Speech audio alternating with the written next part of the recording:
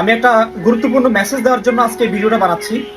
আপনারা জানেন যে বিগত দিনে বাংলাদেশের আন্দোলনকে কেন্দ্র করে ইউএতে বাংলাদেশে অনেক প্রবাসীকে জেল দেওয়া হয়েছে এবং তার ভিতরে অনেকজন তারা জেলে বন্দী আছেন, হয়তো তাদের কোনো নাম আসেনি। আজকে এই ভিডিওর মাধ্যমে আমি আপনাদেরকে একটা মেসেজ দিতে চাই যে আজকে সকাল 12টায় আমি আবুধাবি বাংলাদেশ যে এম্বাসি রয়েছে ওই এম্বাসিতে গিয়েছিলাম।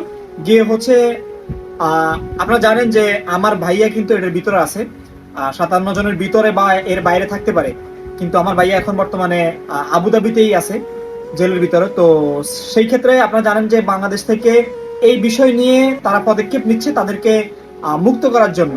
তো বাংলাদেশ থেকে অনেকভাবে রিকোয়েস্ট করা হচ্ছে সাংবাদিকদের মাধ্যমে, এবং যারা আইনজীবী রয়েছেন তারা বারবার বলতেছেন যে তাদের নাম ঠিকানা অতি প্রয়োজন, অতি জরুরি।